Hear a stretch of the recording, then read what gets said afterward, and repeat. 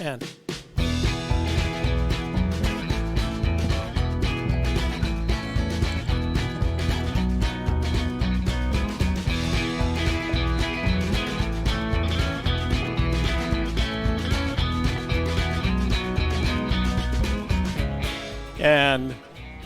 hello and welcome to a Gypsy's Kiss. It's Humpday Hoedown, and I am the magical treasure princess and life coach to the rich and famous, Shelley Carney.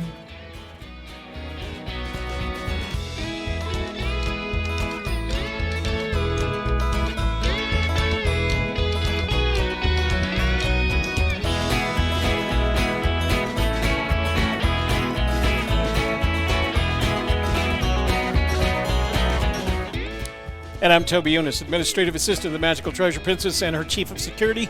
6 feet away, brothers and sisters, 6 feet away. Make sure you're wearing a mask, all right? So we got a lot going on tonight. We got some emails. We got some text messages. We've got some data. We have some survey data that we're going to share with you tonight. So stick around. We'll have a good time.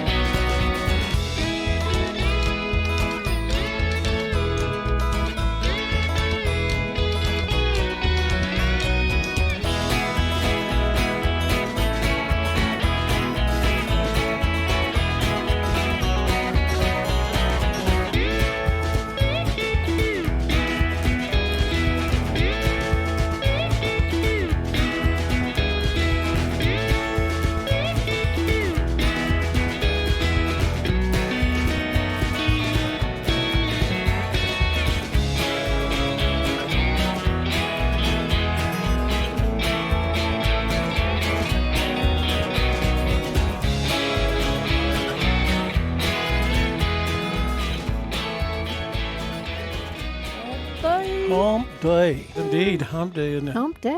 Humpday.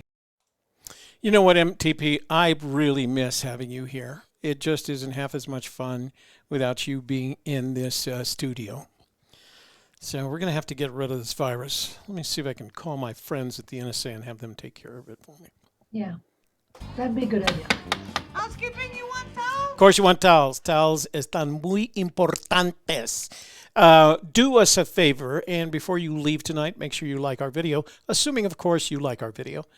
But if you don't like it, then click don't like, or whatever what it is down there. Because YouTube likes it when you like or don't like our video, and the Magical Treasure Princess loves this. Wow, didn't that come out right? And the Magical Treasure Princess loves it when you like our video. Share it with your family, your friends, your neighbors, your business associates, your customers, your camels, your roosters, the entirety of your social network so that we can grow the channel. And finally, if you are not already a subscriber, this would be the ideal time to subscribe. That way, when we start a live stream or we upload a new video, and I'm going to give you some heads up in advance, you have to watch the MTP's next Monday video, because the following Wednesday is going to be, well, I'm not going to say it's a blockbuster, but you're going to see Toby Younis change his search area based on the MTP's research. So you're going to watch Monday's video and then see what I'm talking about, see what we're talking about on Wednesday.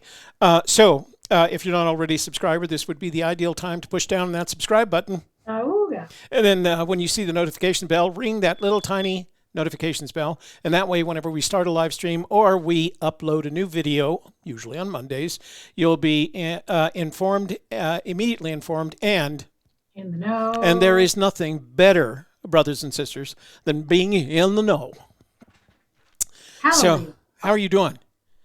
Okay, so what you're hearing, I'll accept some complaints here. Can you do a show where you just ride around on a Harley for an hour with She Played Memories play in the background? How about I could do it on my electric bike? I guess I could do that. We bought Shelley a brand new computer. It matches my Dell workstation here with a Xeon processor. So I was getting tired of the crackly stuff and things like that. So that was the good news. She's got a brand new, very powerful computer, lots of memory, lots of performance, lots of horsepower. But her headset doesn't work with it, so I've got to get her a new headset. And I've got one here that I'm going to take her tomorrow, so we'll have this resolved by Friday's show. I'm sure of it. So that's on that news side. But now, no more problemos with crackling sounds. And then, of course, the virus will end. Ooh, yeah. Let's get started tonight, brothers and sisters. Woohoo! So LR with a $10 also gets applause.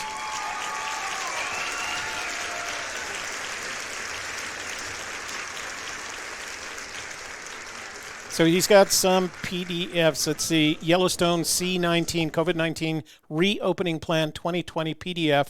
Rejoice and be glad and thankful. It's all about the thrill chase. So apparently Yellowstone's thinking about reopening. Unfortunately, not a lot of people, based on our survey data, are interested in Yellowstone. So there's a couple of you. Is there any way you can guess? You know what? I was just about to update the firmware. I'm actually not just about. After the show, I've got to update the firmware, which is the first thing that you have to do with your new drone, aside from charge your batteries. So I have it right here. I'll show it to you in just a little bit. But we are going to look at the data. Mel Rusted says, happy birthday to him. Wow. Play the birthday. You ready? Here we go for Mel.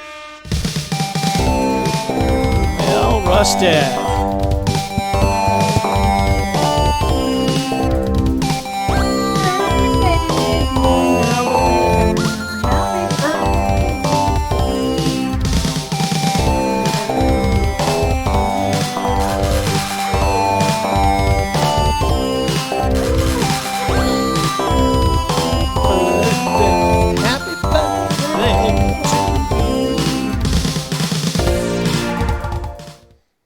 Happy birthday, Mel, or as I like to call him, the winner of everything we've ever given away. The fix is in. What's that thing that I use? The commentpicker.com. The commentpicker.com fix is in for Mel. So, by the way, since we're on that subject, so I don't know if you guys recall. I do. First of all, I just got a message from Tony before the show started. He said he's got another package headed our way, and to call him later in the show and we'll talk about it. But one of the things that he sent us in the last package is this Franklin Mint collector knife with label, Franklin Mint label. And so as you may or may not know, I collect knives, and among other things, right? Beautiful collector's knife. It has a trout embossed there in the brass, and it's got trout, an image of trout. Let's see if you can see it on there. Stainless steel blade, locking blade, and it's a nice size. It's a good size. It's pocket size if you feel like carrying it. It's you know, there's no reason why you shouldn't unless you collect specifically Franklin Mint knives. Let me see. It's got also a metal in here that's way too small for me to read. Oh, it's got the Franklin Mint on the back. It's got the Franklin Mint. What do they call that? Insignia in the back.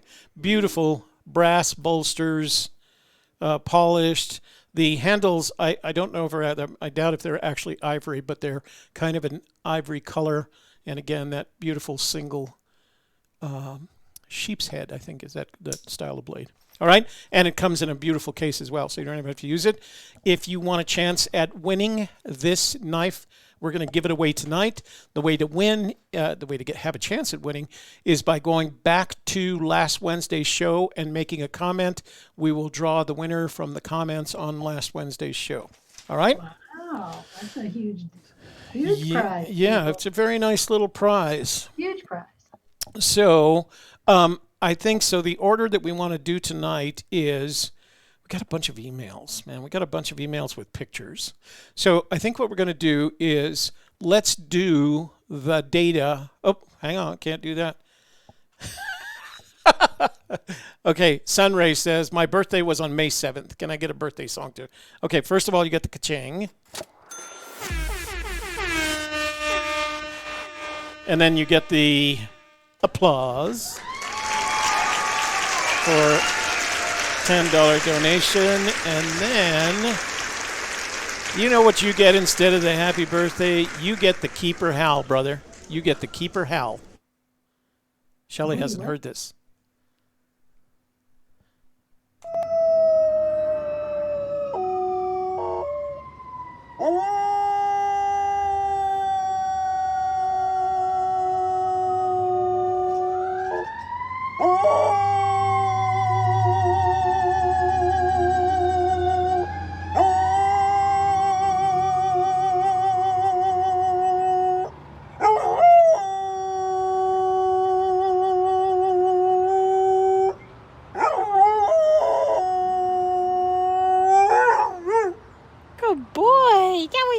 Thank you for telling us about the woo-woos. I love that. Thank you for telling us about that. That's your birthday howl there, Sunray. Woo! You get the woo-woo. That's Keeper. That's my youngest daughter's dog that howls every time. Hey, happy birthday to you in dog language. Christine Kinsey says, dang it, Toby, you set my dog off. So I'm not a pet person, so I don't have dogs that do that. And I've never, the dogs that I have owned were actually owned by my wife because she was, I don't want to say she was a dog lover. She was just a pet person. She liked having pets around. But I never heard him do that. I've just never heard a dog do that. And he does it with some panache because he's got a vibrato. Ooh, ooh, ooh, ooh, ooh. He could sing opera, you know, with that vibrato. Dog opera. So I do want to say thank you to our mods who are in the room. I've seen K-Pro. Let me see who else is in the room. Let's see. Was Brad in there, or is just K-Pro on her own tonight? Looks like K-Pro's on her own tonight. Could be a tough night for K-Pro. We're going to have to check her 6 later on. Okay. But the others will get here eventually. And the others include the Sassy. Colorado's here. Colorado. Colorado's better half, Sarah Rocks, K-Pro, and Hooli. Wow, Hooli's not here. Dang. And Sassy? Did you say Sassy? I did say Sassy. She was first on my list. She was first on my list. Okay, so let's do it this way. As you know, we completed our survey as of last Sunday evening. And I pulled up, so I looked at the data and I pulled it up to compare to last year's data set. So I'm going to share them both with you. Let me go back to the screenshot. And let's go to, so this is this year's data. You know what I'm going to do? I'm going to zoom in on the screen so you guys can see it just a little bit better. That's 170. That should be enough, don't you think? I'll do it 200. All right. So this is the 2020 data set. And the first thing that you're going to see is the number of responses, 224. And I think it's odd because the majority of people respond to this. They respond to the survey based on them having watched a Gypsy's Kiss on our channel. And we have about, I'm going to say at least 1,000 more subscribers this year than we did last year. So you'd think we'd have more traction with the number of subscribers. Here's, and let me show you what I'm talking about. So this is the 2019 survey. And you can see we had 343 responses last year and 110 fewer responses this year. So one of the things that I do is, where did Shelley go? I lost Shelley. I'm eating. Oh, okay. You changed my image on the screen. Did you actually turn your camera off to crunch down? Yes. Okay. Well, you might take your microphone. If it's crunchy, you better turn your microphone off too. And I guess while I'm, this is actually better because I'm doing the data thing here. So LR wouldn't mind being a mod. Okay, here, LR, I'm going to grant you the gift of a mod right now, just because you asked. So there. Next time you type something in, you'll see that big blue brand says LR is not a... Go ahead, type something so you can see your wrench. Sassy's in the room. She says, hi, room. So the first thing that you'll notice, the probably the most statistically significant difference between last year's data set and this year's data set was the number of respondents. And I think there's a reason for that. I don't think it's just because people didn't have an interest in it. The questions were the same. As a matter of fact, we made it easier this year because we didn't ask for email addresses, et cetera, et cetera.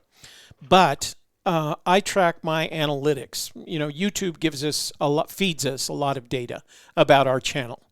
And it goes back literally years to where your channel. Here's what I can tell you from my experience with YouTube over the past, I think it's closer to 6 months, but I'm going to say a year. The interest in not only our channel, but if you look at the other Fenn tubers, there's a tool that you can access all of this information with, not only for your channel, but other channels, and it's called SocialBlade. And I can look at SocialBlade for any given YouTube channel that's still around and active, and I can see a downward trend. The implication being that there's a loss of interest in the Fenn treasure, and I think that can be the result of simply not having Fenn in front of the media as often as he was in, say, 2000. You'll see in the data later, the 2 big years for people getting into the search were 2013 and 2017. Think about that. Those 2 years, 2013 to 2017, Fenn was in the public eye. He stepped back a little bit in 2018. By 2019, we were lucky to get anything, and the articles that were written were in German Playboy and French Société.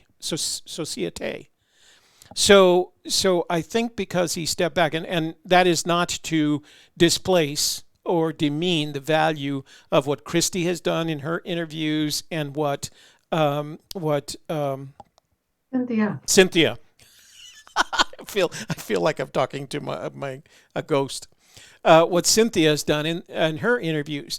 But what brings us, and we watch those videos, you can see anytime Christy and Mike put something up that has a Forrest Fenn clip or part of it gets lots of views. But those views are primarily from people who are already involved in the church. What gets new people into the search is the media. You know, Vox doing a story on it. That one Vox story that they did probably brought another 20 to 40,000 searchers into it because they have 2.5 million subscribers. And there was a couple of others that had the big subscriptions, so when they put something out, it brings searchers. We didn't have any of that significantly this year. So I think the big difference between last year, 343 responses, and this year, 224 responses, is the falling interest in the search. Now, that could be good and that could be bad. We've certainly seen it, like I said, in the number of views, the slowing in the number of subscribers. We used to have 300 subscribers a month. We're lucky now to get 100 subscribers a month. So everything's kind of slowing down, and I think, and I'm not blaming anybody. I'm not blaming Forrest. He's almost 90 years old. He's got to protect himself, especially during this period. So I am not surprised that we're seeing less and less interest in the search. So it's not bad news, because since this is a competition, the fewer people we have in the search, the better it is for the people that remain, because it reduces the number of competitors out there. But for the most part, as we look at the differences between the 2019 data and the 2020 data, and 224 respondents is enough to call the margin of error around 3%. So for those guys that just get on and they fool around and they fake the numbers and they answer the questions incorrectly, that's what that 3% takes care of. but it was about the same as last year. So I'd call this a pretty solid survey, but I would also say that other than the number of respondents, there weren't statistically significant differences between last year and this year. And that's why I decided to show you 2019, because you'll be able to see where there are minor differences. Now, in 2020, I did add a question on whether or not the coronavirus was going to impact. And I noticed as the data was collected at the beginning, people were saying at the beginning of the survey, people were saying yes. And the percentages were 70% yes and 30% no, or, even numbers. But as the survey went on longer and people were more and more confident that they were going to be able to at least get out once this summer, it started evening out, and it pretty much matches, the nature of our politics right now, the 50-50, what I call the 50-50 politics. 50% of us think this side and 50% of us think on this side, and it doesn't make any difference what the topic is, right? So that's where this fell. So let's take a look at the 2020 responses. And as I said, the first question I asked in 2020, because we didn't have the issue to talk about in 2019 was, will the and I very rarely ask yes/no questions, but this I wanted a yes/no. Will it affect your ability to search for the Fenn treasure? At the beginning, this blue side was in the 70s and the orange side was in the 30s. But by the end, it had split into basically, something that replicates our politics, right? The 50-50 politics of America right now. And I think that's about right. I think there's a lot of people that feel confident that sooner, and I'm one of those, that feel confident that sooner or later we're going to be able to get out and look for that treasure. We're just going to have to put some things in place. We might wear masks. We might practice social distancing. We might be more careful with our hand washing, et cetera, but New Mexico hasn't quite opened up yet, and I think that's part of why we didn't even get close to our curve, the expected curve. We stayed pretty flat. Now, don't get me wrong, we did have both cases and we had some deaths, and we had a lot in the Native American properties in the northwest part of the state because they experienced higher than average. They were effectively a hot spot. But we did very well, and I expect that our governor will be releasing us from, and she never initiated a lockdown. It was always in the form of recommendations and what businesses should do. But considering that we're flat, we have to do it in the context of what Dr. Anthony Fauci has said. And the reason, I'm following this as well is because we do that COVID conversations on Monday as well. The challenge is the scientists, the doctors and scientists are predicting if we release everybody too early, we're going to respike. And instead of the wave will go like that, and then we'll get a progressively lower wave, and it will eventually kind of finish itself out. But that's anywhere from 18 months to 2 years worth of these waves that we're going to have to deal with. They're expecting a resurgence of the virus in the fall as we start getting together for school and things like that. So it's going to take, depending on how states behave, depending on how we behave, it's going to take longer to get rid of this virus. The virus is not going away. It's here. It's in the system. It will never go away, and it's going to pop up every once in a while. And the sooner we get a vaccine, which is not going to happen this year, the better it is for all of us. But if we practice antiviral behavior, if we wear masks, if we maintain social distances, if we're keeping, using hand sanitizer as often as possible or as often as reasonable, we'll be fine. And you should be able to I predict a lot of us will be able to get out this summer. Like I said, we plan to get out this summer, but we're going to be practicing a lot of what the CDC is recommending. Gender 77.2% male, 22.8% female. The female number is smaller than it was last year. We were 24 by about 2%. And again, that's an indication probably of the fall off that we're experiencing. I think the women that are in the search are committed to it, but I think it's easier for women to say, you know, I have more important things to do in life, and from raising children to working, et cetera, et cetera. So it wasn't a big difference. It was about 2%.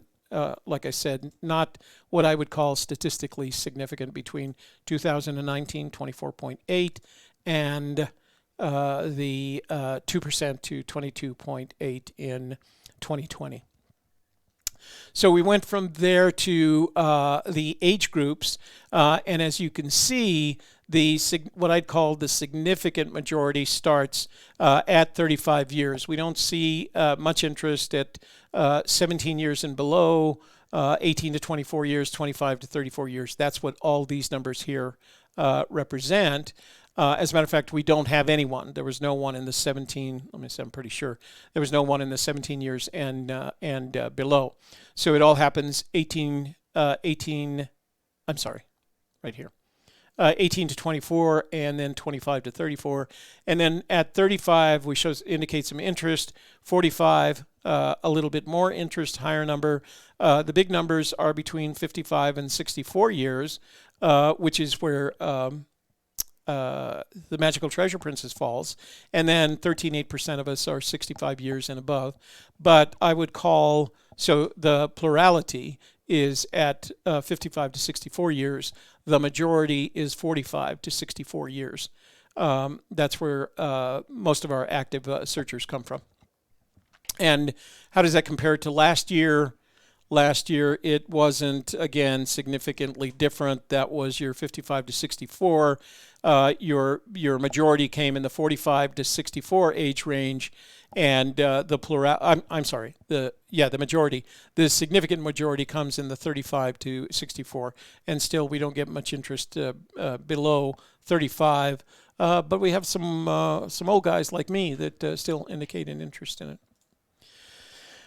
Let's see, then it was, in what year did you start searching for? And this is what I mentioned earlier. This is the one that I think reflects what's going on.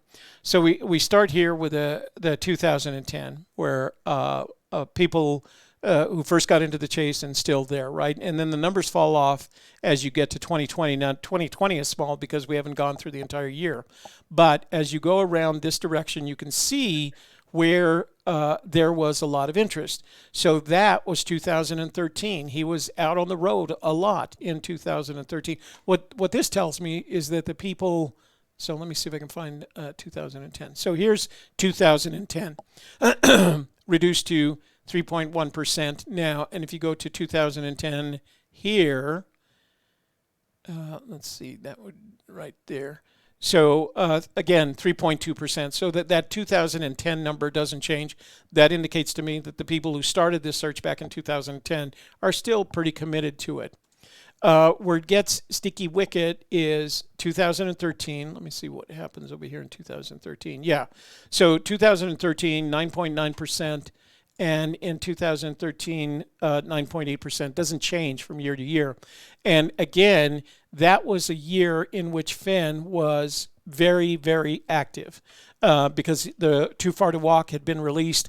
That's where you saw Collected Works. That's where you saw Moby Dickens. You saw Good Morning America or the Today Show. Shelley? Today Show, sorry. And then 3, 4, 5 articles that he did in major publications. And then we followed up in 2014 with the Rennell Jacobson raffle, that live stream and the whole raffle that Dale Neitzel ran so well. So 2013 was a big year. It was pretty quiet in 2014. Then 2015, relatively quiet, 2016, and then comes 2017. And you can see in 2017, here's 2013 compared to these. 2017, he was active again. Once upon a while, he did Collected Works. There was videos, there was articles. So he was very active, and that flowed into 2018 just because it's that recent. The 2018 searchers haven't gotten out. And again, 2019. So part of the fall off here in these numbers is the fact that people had gotten in, but after 5, 6, and in some cases 7 years, they're getting out. So we had a pretty good number of new searchers in 2018, another bunch in 2019, 2020. It's now, again, we're only, 5 months into the year, but that number I felt should be bigger. If I go back to the 2019 numbers, 2018 shows the big year, 2019 big year, 2010 falling off, 2013, but again, 2017, lots of people come into the search then. But if I compare 2019, which was the year of the survey then, 15.2%, and 2020, only 6%, these surveys were done at the same time.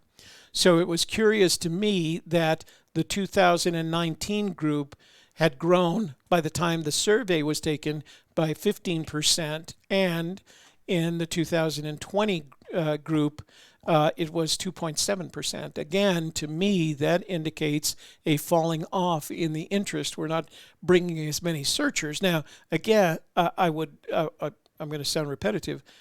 That's good if you're one of the competitors, right? If you're one of the competitors in the search, you have fewer people to compete with. There is not 300. I never believed there were actually 350,000 people searching for the treasure. I think searching for the treasure means your boots on the ground.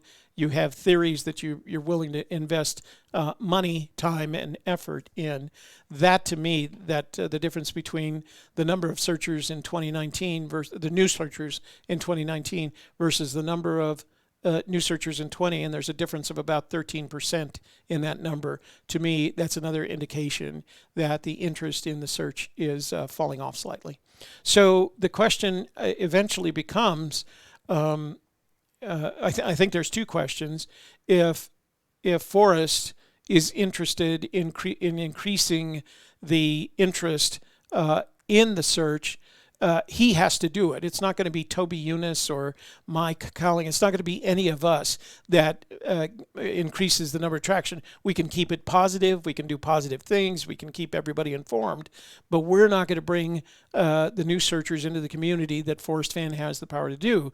In contrast, of course, Forrest Fenn is 89 years old. He's 90. He's dealing with, like all of us, with the isolation imposed by the pandemic. He's got to be cautious for himself. He's got to be cautious for Peggy, who's his age almost, and just as fragile. They're not. These are not unhealthy people, but they are 90s, right? And there's a point at which you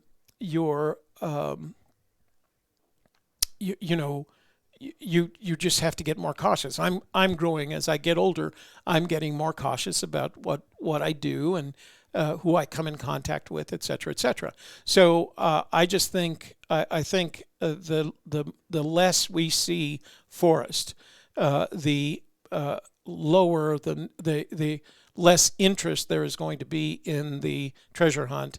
And then the odds of you finding that treasure actually increase based on the number of people. So this is just the additional 2018, 2019, 2020 on that page. But you can get the same effect by just going to the number here.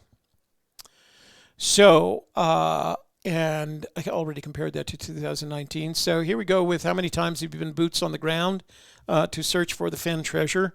And of course, nearly 30%, 27.2% have never been boots on the ground. So those are, I guess you can call them armchair searchers.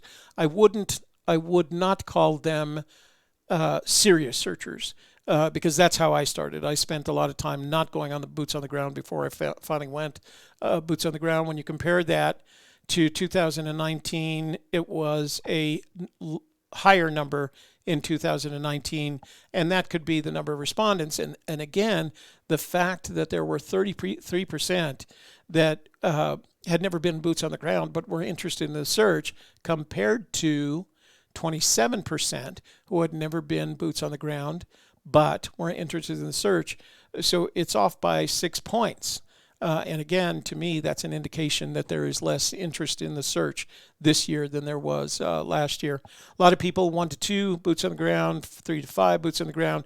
The majority falls from 1 to 2 to 10. So the majority of searchers have been from 1 to 10 boots on the ground. But the plurality in this case is never been boots on the ground. And if I look at last year's, there's never been boots on the ground.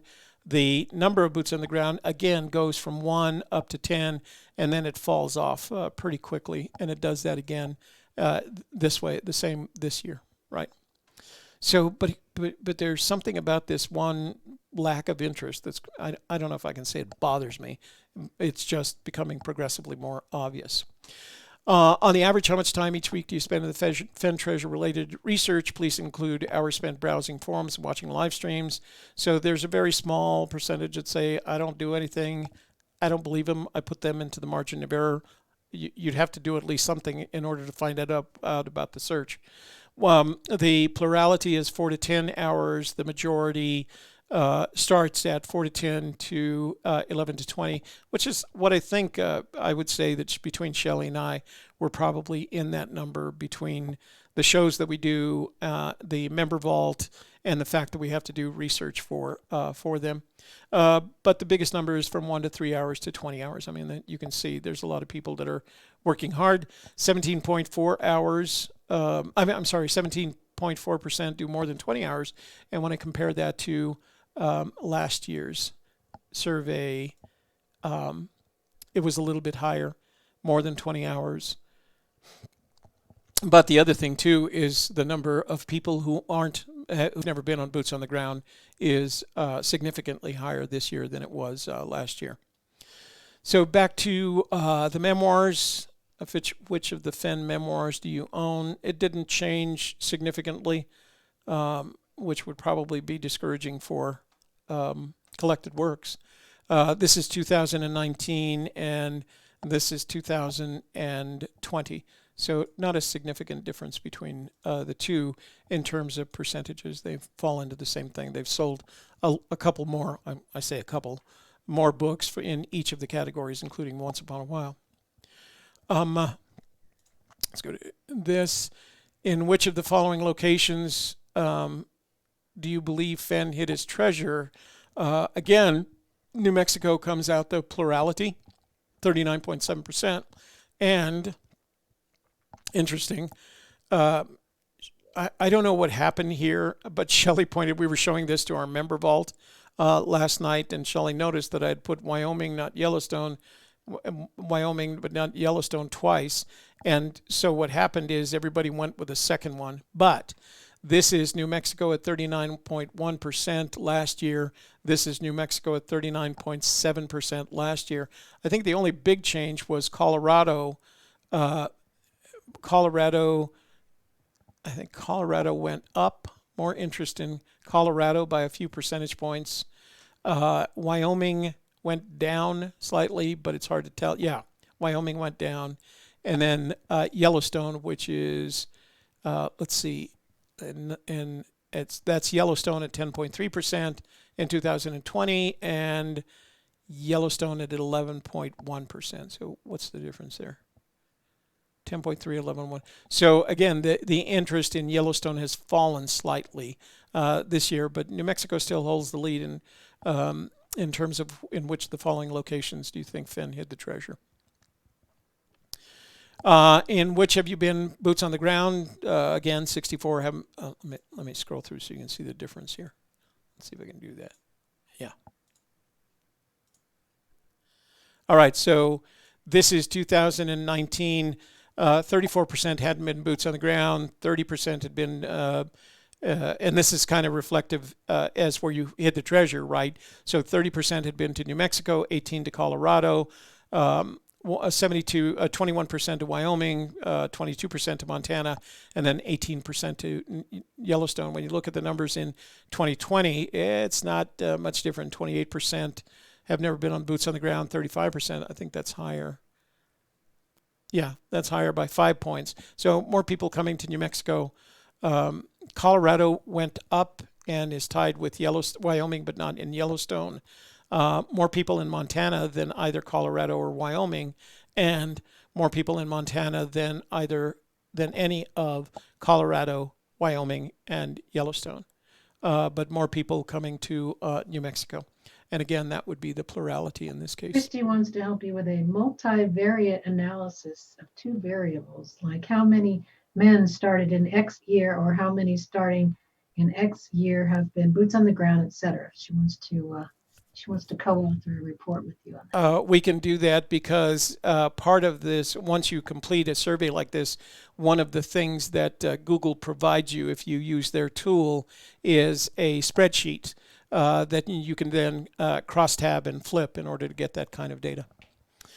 In which year do you feel Fenn's treasure will be found? Everybody, well, nearly 50% believe, 48% believe it's going to be found this year. When I compare that to last year, it was 40% that thought it was going to be found last year. So in last year's survey, it was 40% that thought it was going to be found in 2019. And this year's survey, it's 48%. The number has actually gone up. That's going to be found in 2020. So some of those, of course, are the ones that thought it was going to be found. Then it goes, the next one, of course, is 20. Everybody, so the expectation is that it is going to be found, the significant majority think it's going to be found. Actually, I guess you could do that. But if you don't, the significant majority comes in sometime between 2020 and 2023. Oh, I'm sorry, that was 2019. So the significant majority here is 2020, and then this is 2021 through 2023. So that's still the most significant majority.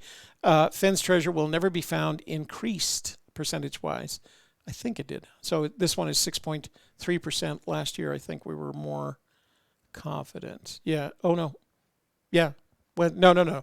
So we are more confident this year. So Fenn's treasure will never be found. Last year was 8.5%, and this year it's 6.3%. So more people are confident that Fenn's treasure is going to be found. What do you believe is the probability that we find the treasure? We always know where the numbers are going to fall here, because there are people that believe they're never going to find the treasure. I'm amongst. That's where I always put my the one I always select. I'm not going to find this treasure. And then 1 to 25%, 25 to 50, 51 to 75, and then 76 to 99, and then finally I am 100%. 42 people, 18.1%. 18.8% of the people who took the survey believe they are 100%. It is 100% probable that they're going to find the treasure. And honestly, the numbers for that are pretty much the same. It didn't change significantly.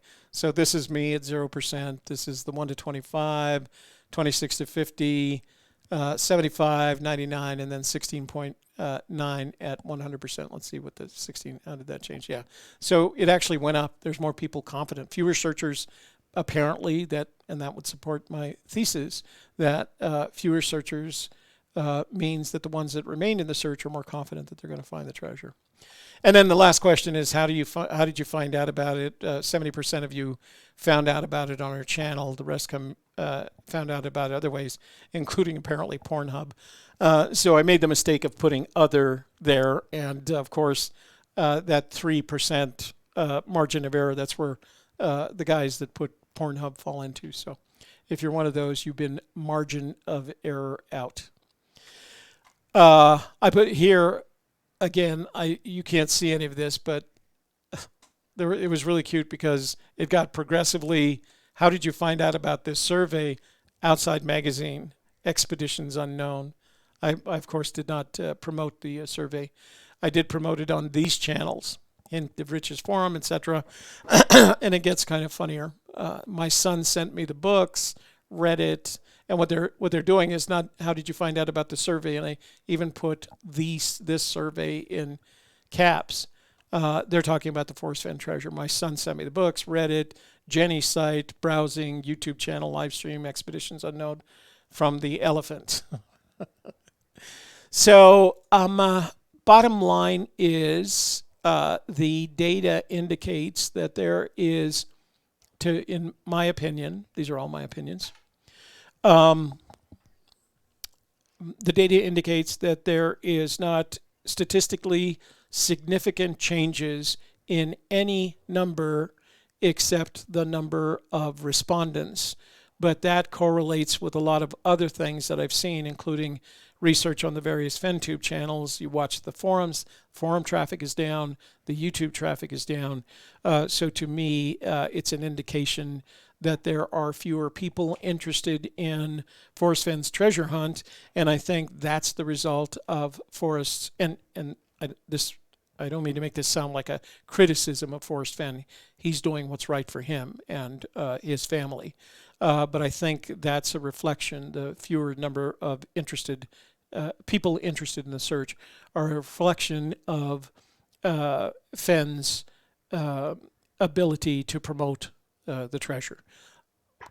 I can promote it to a certain extent. Christy can promote it to a certain extent. Mike, Candy, anybody who has a FenTube channel can promote it just by continuing to make videos. People are going to be directed to those videos. What we can't do is provide the Forrest Fenn's voice saying, "I need you to." So, if there was anything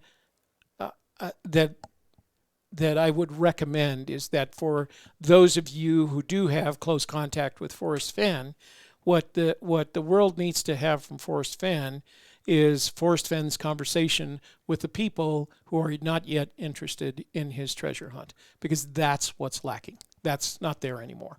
And I don't necessarily believe it's going to get better as he gets older. And like all of you, I want Forrest Fenn to live another 100 years. So that when you find the treasure, you can take it back to him and give him his bracelet, et cetera, et cetera. But that's not going to happen. We have to be realistic about this. And the reality is we're going to see progressively few searchers looking for the treasure as long as Forrest is not out there to promote it. Toby, Younis, Shelley, Carney can't do that. We can make our show and we can talk about it. And we can have a good time. And we tell everybody go out and search like we're going out and searching, but it takes the old coot himself. I mean, he's you just stop calling him that. I know, but he is. So anyway, so that's it for this year. I will once this is done, I will save it as a PDF file and upload the PDF file. Let me see if I can do that right now. There we go. Make a copy, move to folder, print. Maybe I can do this for you right now.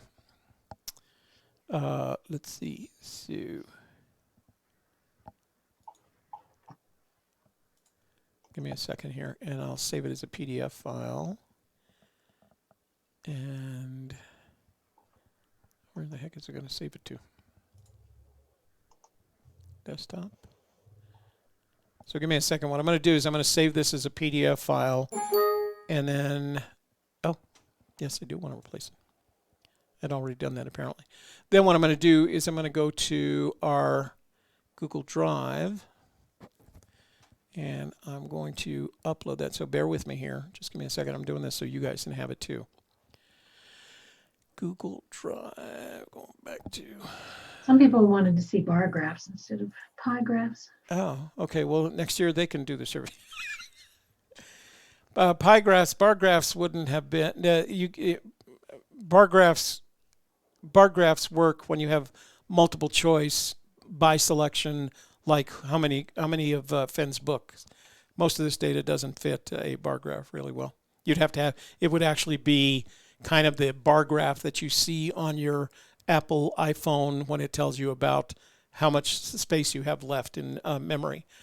So bar graphs wouldn't be necessarily appropriate for this. Okay, so we'll upload that. And so it's uploading, and it has uploaded. Now we refresh this. And Fenn Treasure Searcher Survey. And I didn't want to open it. I guess I can open it with Google Docs now. Okay, what's that? What's that? Are we about ready for emails or what? Yes. Let me just. Almost 8 o'clock here. Let me just. Okay. Almost time for phones. Oh, that's not going to help me there. Okay. So MTP is right. Let's get on with that. I will put a link into. I'll put a link into the description box below so you guys can download the survey and take a look at it yourself. Oh, look at that. Sarah, are you sure? Are you sure? Huh?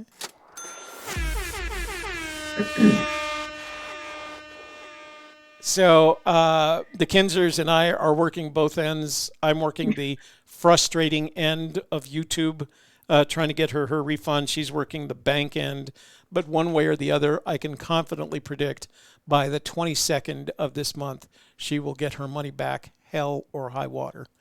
YouTube is just impossible to deal with. So if you're gonna go through all the trouble of giving us a super chat, I can't ask for a refund. You have to ask for the refund, and they make it they put almost every obstacle.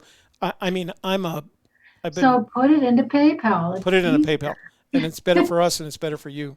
And if you want a refund, it's one click in PayPal instead of dealing with the YouTube people. And we get all of it. We get 100% of it instead of 70% of it. So there, take that. But we'll get it fixed. Whoever. Oh, Sarah says yes. Does that mean the bank took care of it? I don't have to worry about it. Yeah, I'm gonna LR if by the 22nd they haven't taken care of it, because that's when they let us know what our monthly earnings were. Then yeah, that's the plan. Actually, I'm gonna post it to her PayPal account so she doesn't have to worry about a check. But yeah, we're gonna take care of it. We are gonna take care of it. Would not leave a good friend in the lurch like that. All right, you want to do.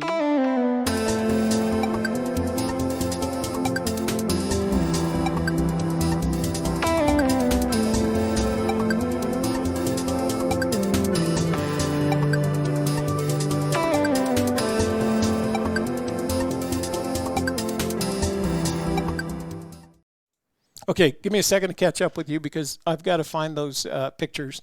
So, and you're going to have to tell me where you're headed. I'm going to start with John Wayne. John Wayne Bobbitt. All right, hang on. Okay, John Wayne Blaze, he calls himself now.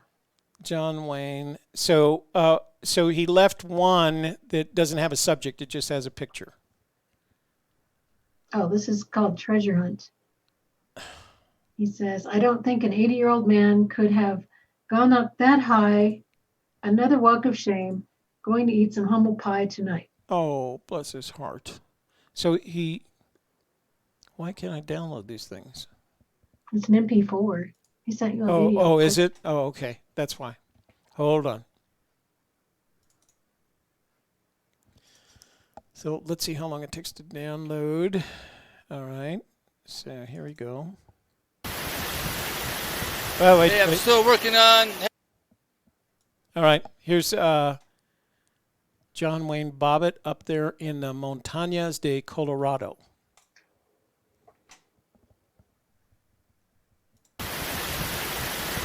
Hey, I'm still working on heavy loads of water high up here.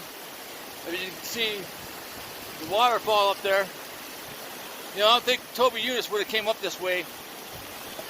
Yeah, I don't know. It's okay, but it's a pretty steep climb. I would guess it'd be strenuous, but yeah, I like doing things the hard way. Yeah. I could have went that way. There's a trail up there, like a deer trail. But like I said, I like doing things the hard way.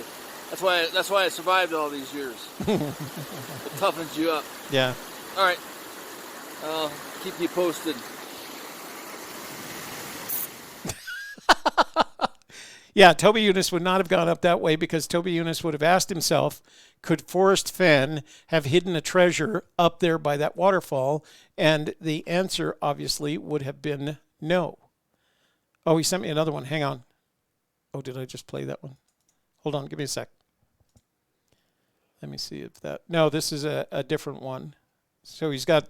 I'm going to play another one. Okay, hang on. Is it from him? Yeah. Oh, Oh, is it the same one?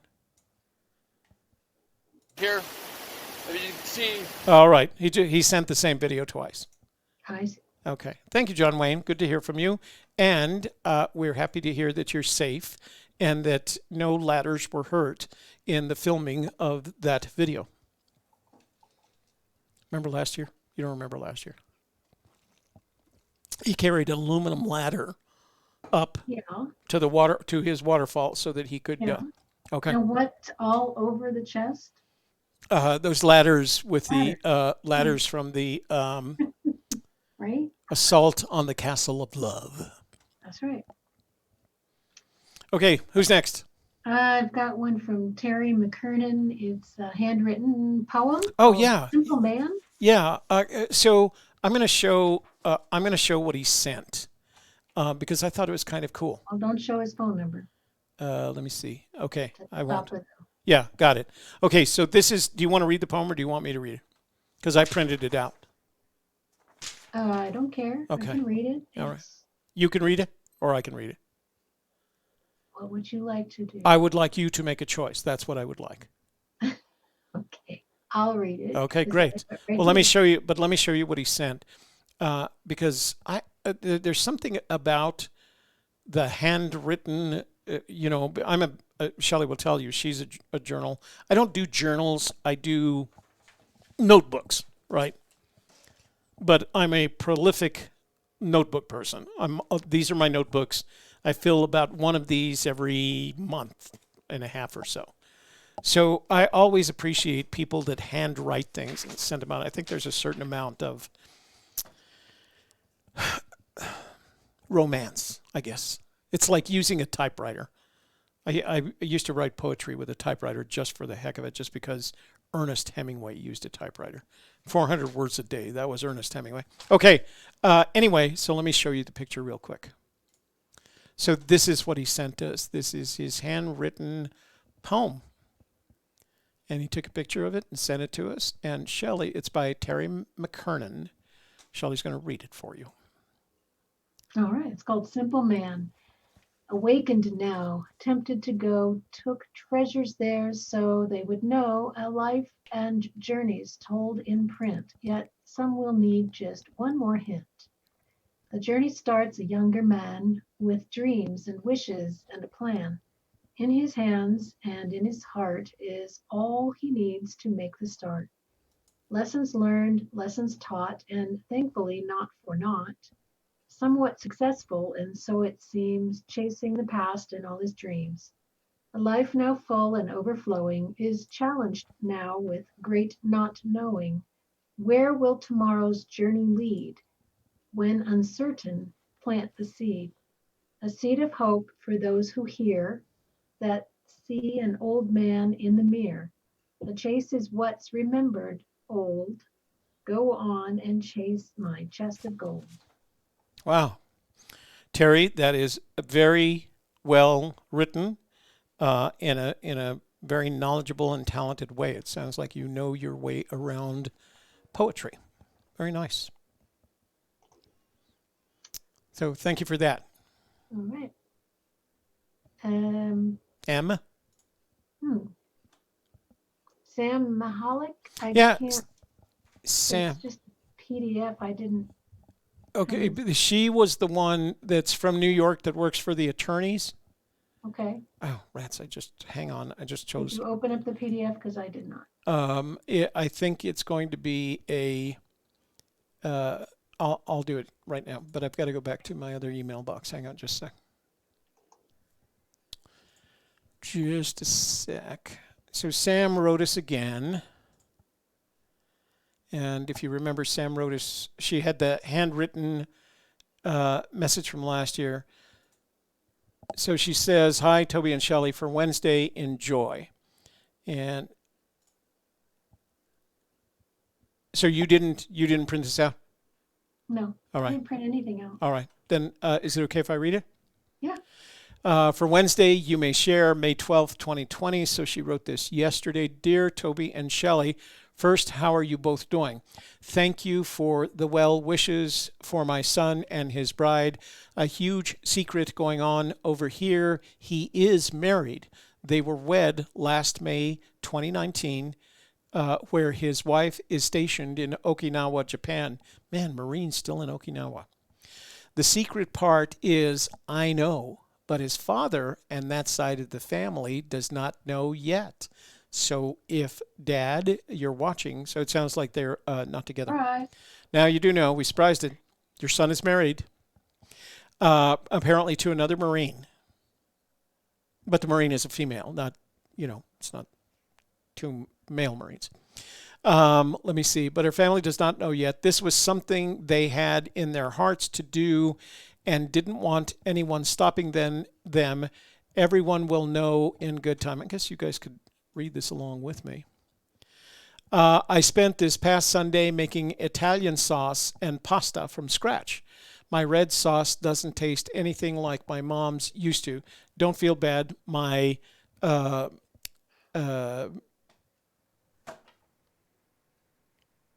peanut butter fudge, my aunt's recipe, it turns into sand. I don't know exactly how it does.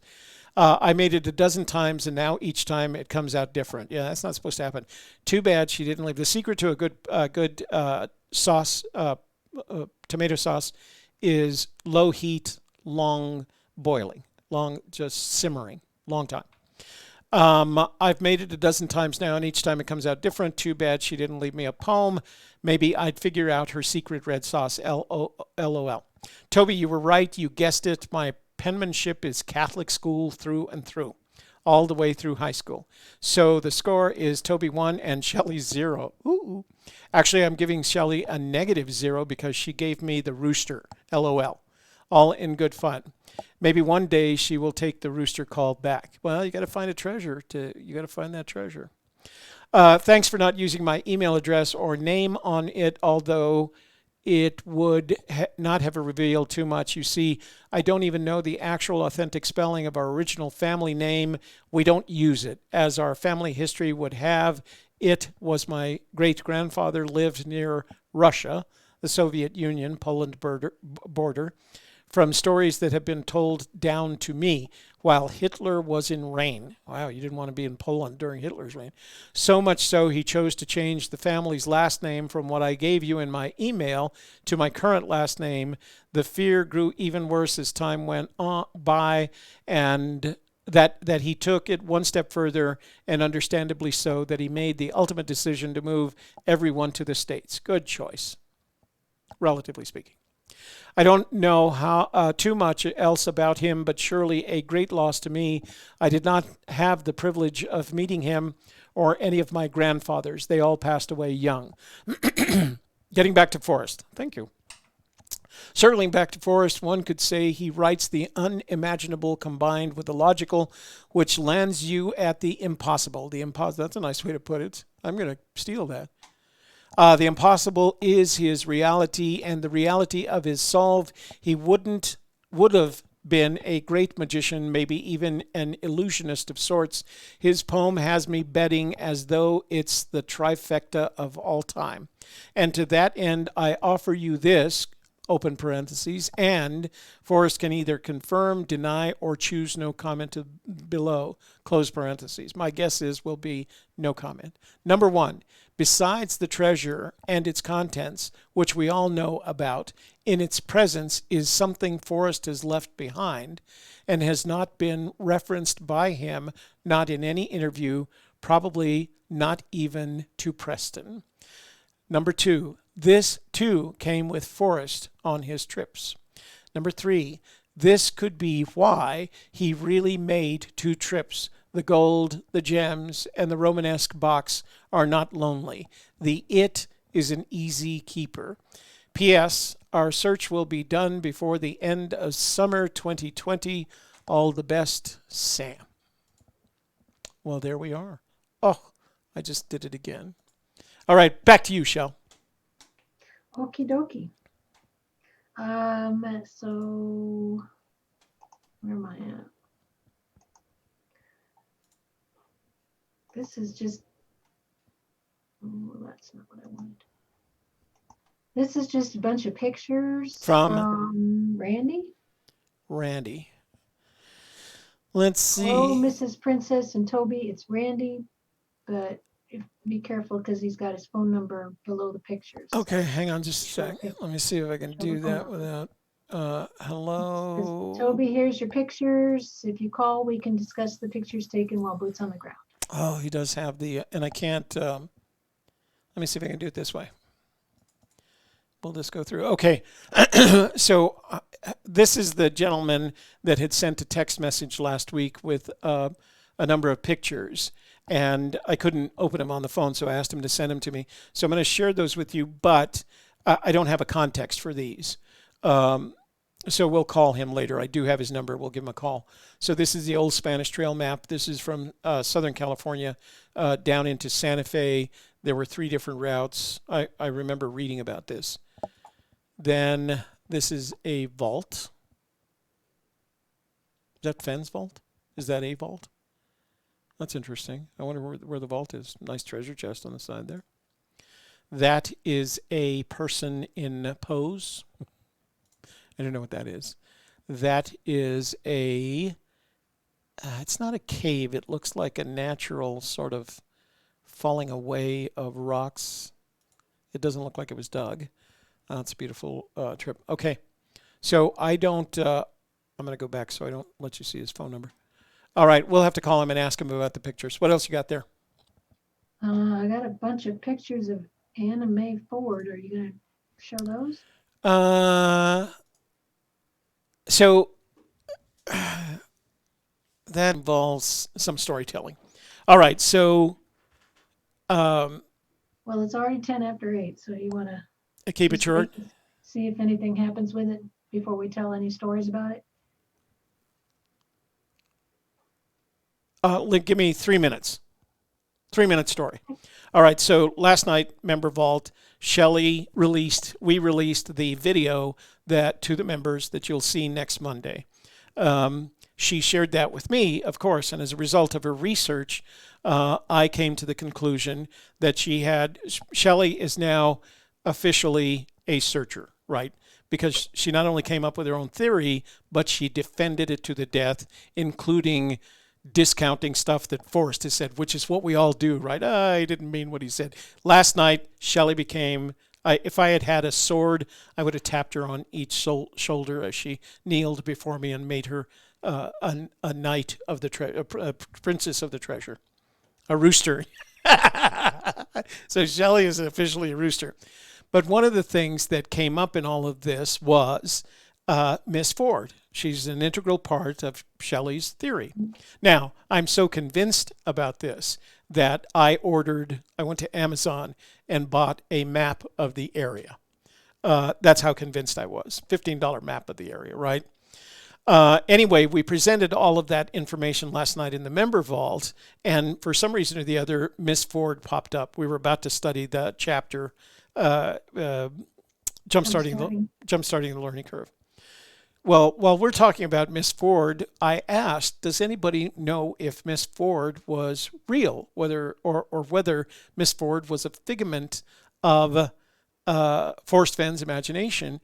So while we were talking, one of our everybody in the member vault is outstanding, but one of our members in the member vault, Jim, who always texts us with a drink, and he started noodling around for things on Miss Ford, and he found the Miss Ford that taught Fenn, because she was a Spanish teacher. She taught at the elementary school. She taught at the intermediate school. She taught at the high school. Then she went on to teach at another school, but she was a Spanish.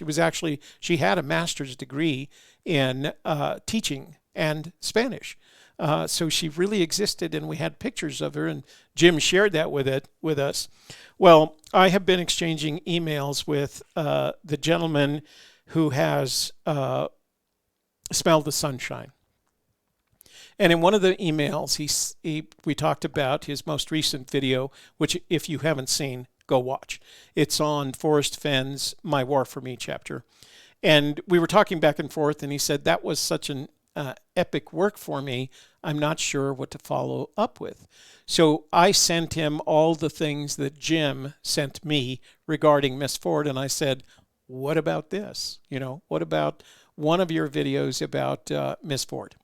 And so I've pretty much turned it over to him, but we're going to share what Jim shared with us. Jim gave us permission to share what he discovered, and we're going to do that next Wednesday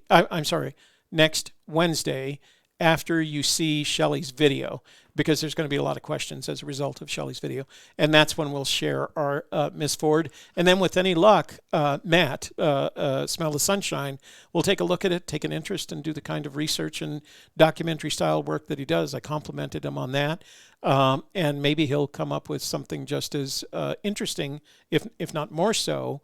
And I can tell you that Miss Ford plays very much into Forrest Fenn's life, existence, and she also plays very much into our newest theory. And you know what? I say our only because we're partners. It is Shelley's newest theories. She picked up on it. She discovered it. She pushed it, and I said, here, look at this. And then I think you went, yes. And you took it and you ran with it like you're like the other stuff we do. Next in line for running the relay race. So we'll talk about that. We'll bring it all back together next Wednesday. Next Wednesday's show. All right. So, but it was a lot of fun. And tune in Monday at 5 p.m. By that time, I maybe even have some drone footage of the area for you, because we have to go check it out. I mean, on Google Earth, it looks like everything else on Google Earth. It doesn't look Fenny at all. We don't know. But we don't know. Yeah, we've got to go up there. So we'll do that. All right. What else you got for me? Just pictures from some guy. From some guy. Oh, from Chris? Yeah. He sent a bunch of them.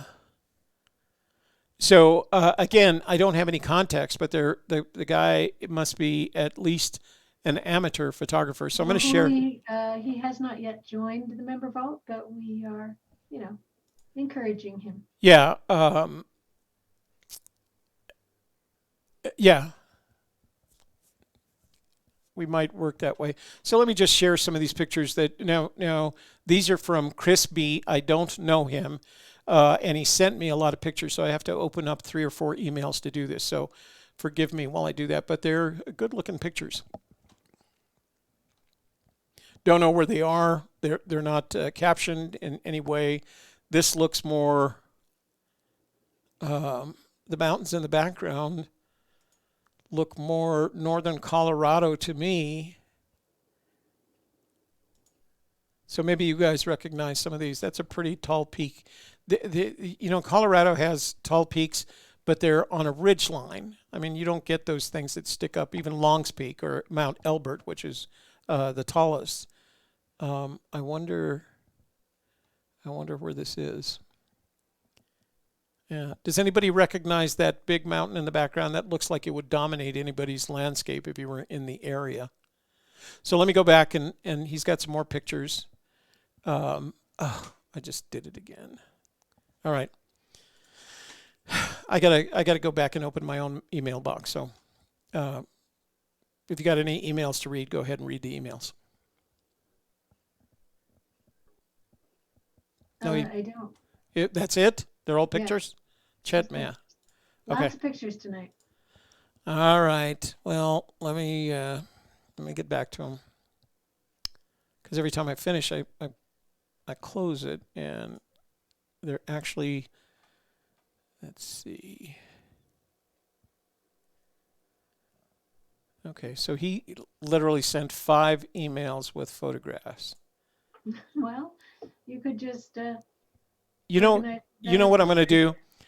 You know what I'll do? I will collect these and put them in a photo album in our a Gypsy Kiss photos, and then we'll show them next week or next Friday when I can when they're more organized without me having to open up emails here. So let me see what else I got. So I've got 2. Let's see. So there's 3, 6, 9. 12, 15, 17, 19, 21 pictures. So I'll put them all together in something that makes it easier so I don't have to keep opening up emails. So, but I do want to, so I'm going to share one little thing that so you guys know, I don't know if you do, maybe you guys all know this. I'm going to show you a picture of Anna Mae Ford with her signature on the picture. Okay, you ready for this? Put attention, you fellows. Here it goes. And this is the only one we're going to share. We're going to save this until our show next Wednesday. All right. There we go. So that lady right there is Anna Mae Ford. That's her signature right there. Southwest Texas. She went to Southwest Texas State Teachers College, and she has a Master's of Art. So she has a graduate degree, Spanish, from Middlebury College. So her parents were from where they were from the South, Arkansas and Georgia. So, and for the most part, we couldn't figure out as this went on. It is very likely that she was never married. So. No, they said she married. She had a married name. She did? Was that the Havens? Yeah. Oh, okay. All right. So we'll talk more about that next week. And we are I want to give credit here to one of the members in our vault, Jim, who did the research behind all of this. It was just very cool. Very cool and kind of fun. We had last night was just, did I do that again? No. Let me see. Damn it. I did it again. Now what? Now let's give away something. Okay. All right. You have 30 seconds to go. So let's go to this phone thing. Anyway, we'll talk more about Shelley's new theory. By that time, I should have the map that I bought. We'll show you know how we are. We can't keep shut about this stuff. So we'll share everything that we have about you. But make sure you watch Shelley's video release on Monday. The members in the member vault have already seen it. They saw it last night. So take a look at it on Monday. And then Wednesday, we'll talk about the theory and what we're going to do about it. I was hoping to go out this weekend. By the way, let me show you this. So the new drone came in. People are going to think you're giving the drone away. You just said you were going to do a giveaway. Oh, okay. All right. We'll do that afterwards. We may not get to the phone tonight. Okay, let's do a giveaway. Go to last Wednesday's show and make a comment in order to qualify for the giveaway. All right. So let's do, and what we're giving away tonight is this Franklin Mint single-bladed knife, lock blade knife.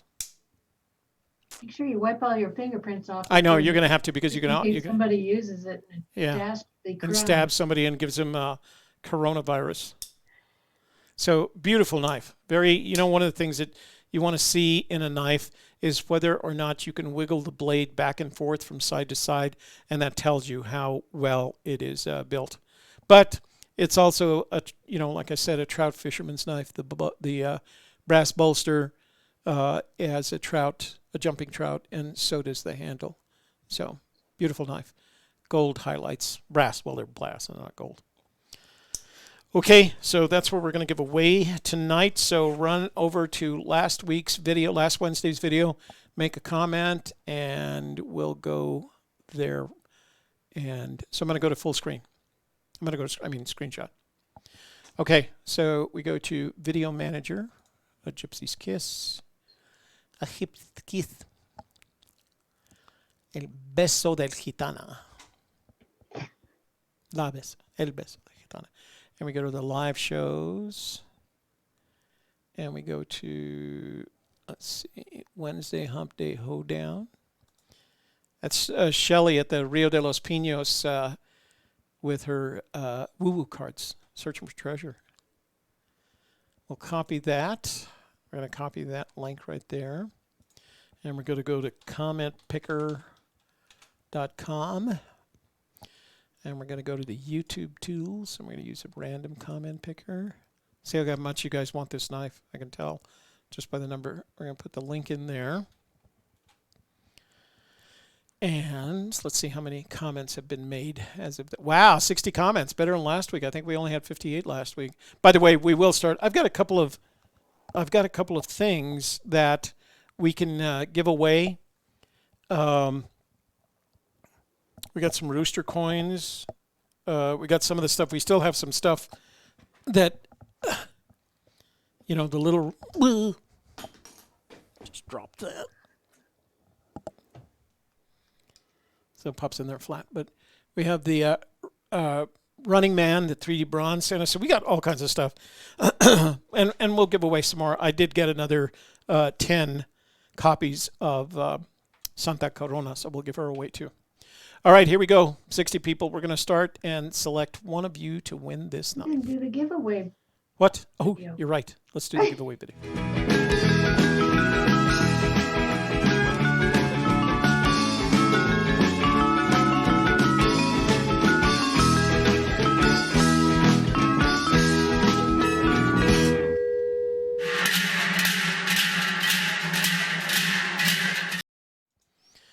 Butt drums. You got to love them. All right, you ready? Here we go with the, oops. Let me go back to the, sorry. Go back to the random picker. So 60 comments qualify. It doesn't. It eliminates the duplicates, so everybody has an equal chance. Well, what if Mel Rusted's name comes up? You know what? If Mel Rusted name comes up, I'm going to go and find him, and we're going to buy 10 lotto tickets together. I'm going to give him money and let him buy the lotto tickets because that is the luckiest man on the face of the planet. By the way, I don't have it here. I'll show it to you on Friday. He sent me a beautiful pear-shaped aquamarine for new baby Palmer, and I'm going to have that set. I showed it to my daughter, and she said, "Who's that for?" And I said, "Baby Palmer." And she goes, her mom says, "I want it." And she's an October birthday. Baby Palmer is a. Well, I'm sure she can wear it until Palmer's old enough to wear it. Yeah. She won't be old enough for a while. Oh, so I just got an email from Brad saying that the bank has given him a provisional credit. That's good. They're making it anyway. I thought it was more likely that we get a solution on the bank side than stupid YouTube side. Okay. Okay, here we go. Stop saying that or they're going to get rid of our channel. All right. Here we go. Let's see who the winner is. Wouldn't it be interesting if it was a lady? Oh, it is a lady. It's Denise Bagley. Oh, boy. Or Bagley, depending. So Denise, she wrote in her comment, she said, "Hi, Denise, you're tonight's winner. So make sure you send your shipping address to the 202 number that you see right down here. All right? 202. You're a winner video. Oh, you're right. Wait. Congratulations, Denise. Congratulations, Denise. Where's my... You're a winner? Yeah. I don't know. Are they...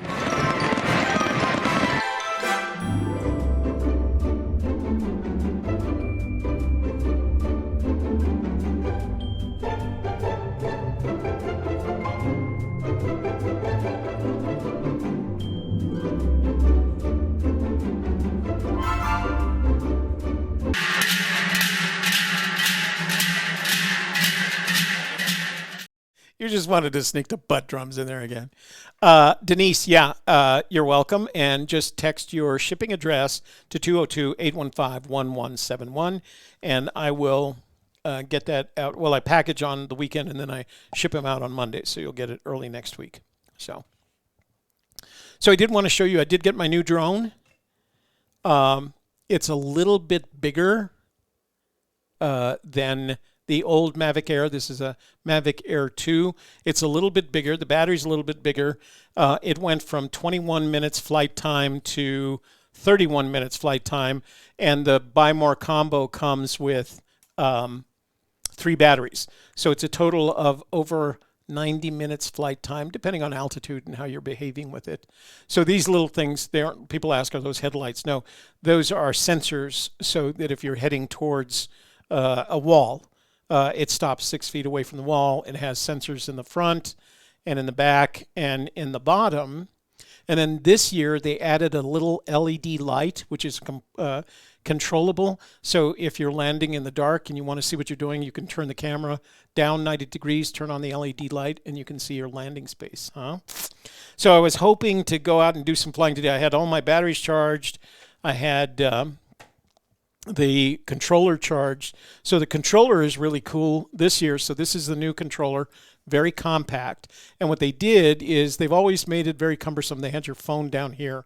What they did is they added this little thing, and now your phone sits up on top very nicely, and you have a really great view of that. So the best thing about it, not that I would ever do this because I'd swear it would never come back, it has a range of 11 miles. You can fly it 11 miles away. Now, Shelley will tell you if you're at 200 feet of altitude and you've flown at 400 feet away from you, I don't know what the hypotenuse of that is, or the, but you can't see it anyway. So I don't know why anybody would fly at 11 miles.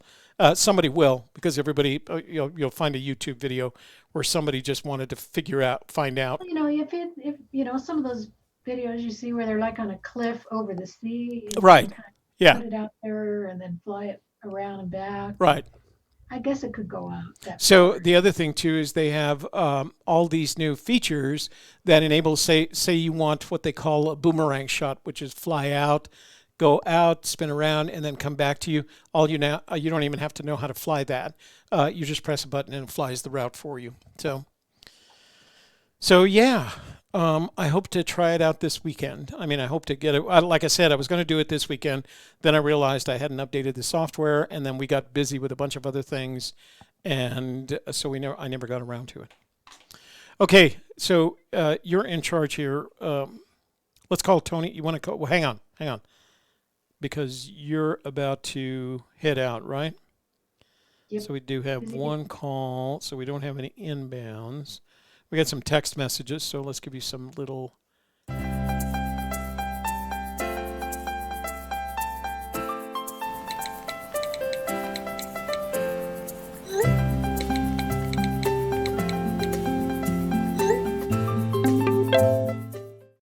Wait, I changed my mind. You haven't said hello to the chat room. You want to take time to say hello to the chat room? Nah, it's already 8:30. Oh, it'll be 9 o'clock. Okay, all right. Hi, chat room. There. So yeah, they kind of like that. Let me see. Let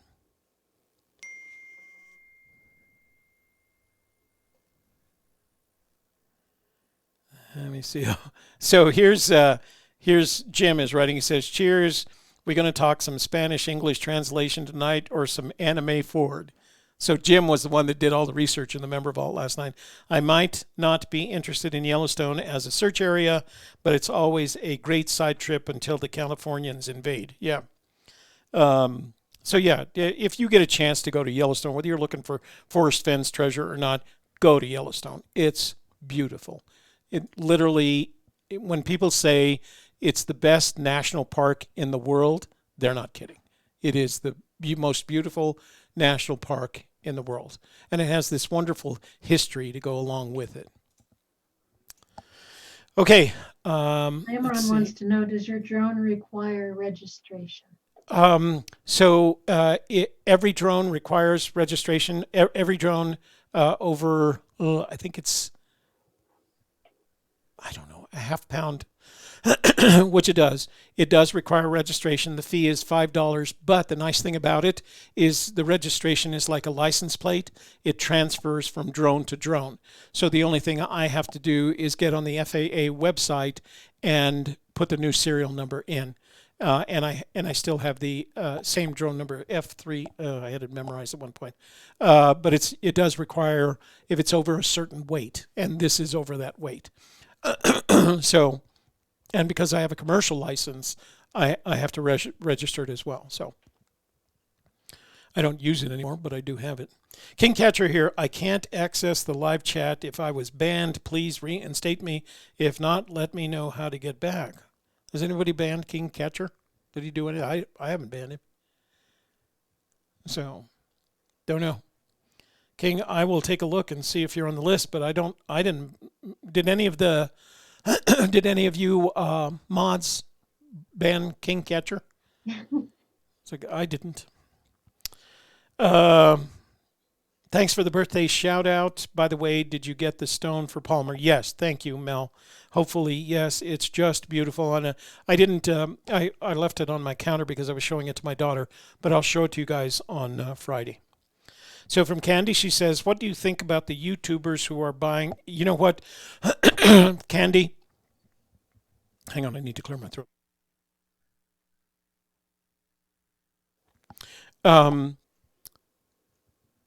So what she's asking about is YouTubers who are buying views and subscribers. It doesn't make any difference.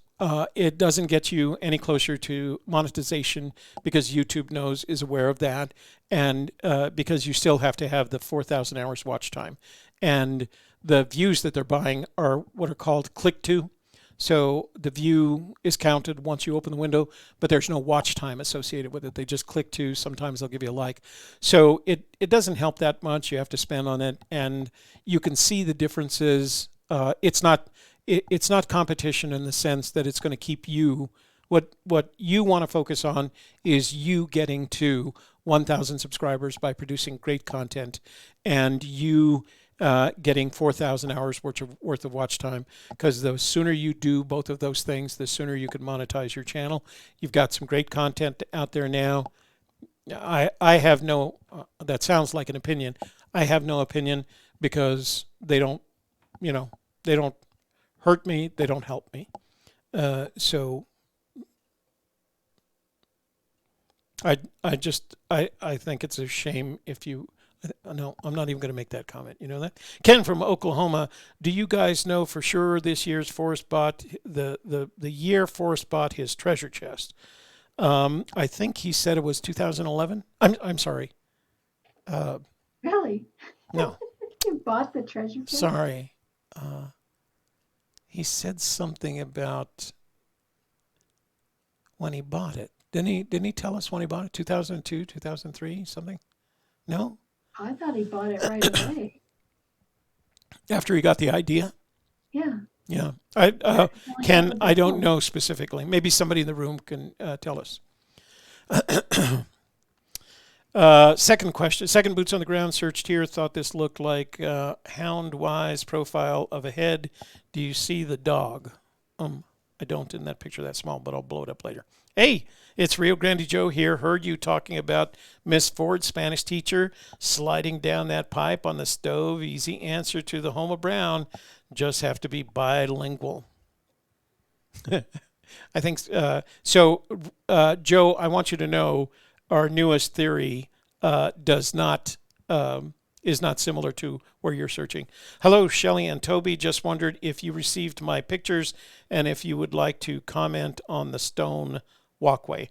So, Randy, we did show your pictures, but we didn't have any context. So I think what we'll do is we'll wait till Monday. I'll package them up along with the pictures that we got from the other gentleman, and that way we can call you and I can show them in a way that you can give us some context, and I can share them with the folks, okay?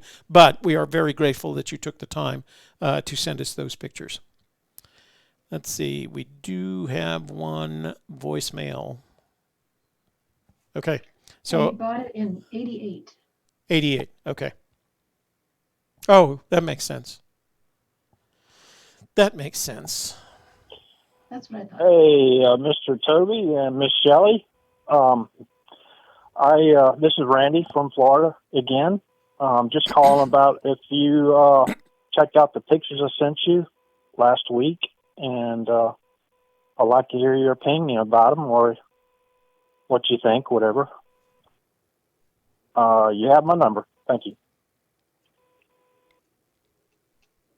So we do have, and I think what we're going to do is save those all until Friday, where I can put them, kind of package them up into something credible. Randy always has good things to say. So I think, unless you want to stay around for, I'm going to call Tony first. You want to stay around for that? MTP? No. All right. Then I'm going to start calling out and taking some calls in, so you can say your good nights. All right. You going to play the video while you switch over? Or? Which the phone time video? Is No, it? Are you going to? Huh? promo? Oh, okay. Let's do that. So we're going to play the promo video just so it'll give us time to handle the transition. Say your good nights. All right. Bye, everybody. See you Friday. And then I will call you after so we can write that article, okay? We'll do it afterwards. All right. Here we go. 3, 2, 1, and...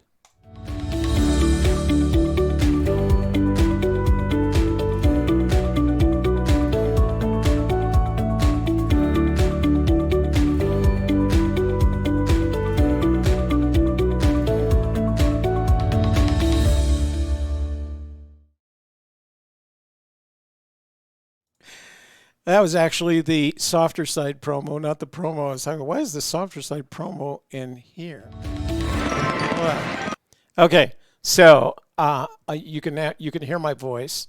So what I have to do is get rid of Zoom, open up the Logitech, and then I have to activate the Logitech. There we are. So I'm back there, and we need to change to our Wednesday background. Oops, not that. Let's see. Educate Studio and close that. All right. Okay, there. So Tony Henman called and asked me to call him back. So let's call him back first, and then we'll open up the phone lines. And I'm not. I can't. If I don't see something you say in the chat room. It's not. It's because I'm doing all of this, and usually the MTP does this. So let's call Tony back.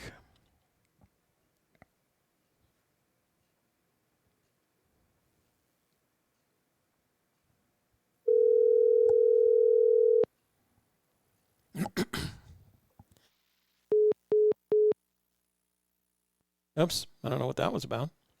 Let's try one more time.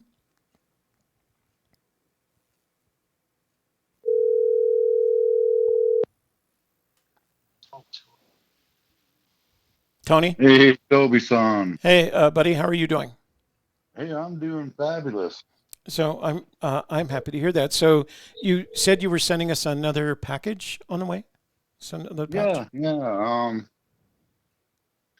I was gonna let you have a heads up. It's like some homemade huckleberry brandy. Oh my goodness. Yeah, do it for Wow. your church. You know what? We actually bought some when we were in Yellowstone. We bought some huckleberry wine and some huckleberry candy. We did a whole huckleberry thing while we were there. Apparently it was the season. So did you make this wine? Yes, I did. Oh, I'm looking forward to it. Yeah, I'm famous for a few things. Yeah. But this is one of them. Oh, all right. Well, I'm not going to give that one away. I'm going to keep that one for me in the MTP.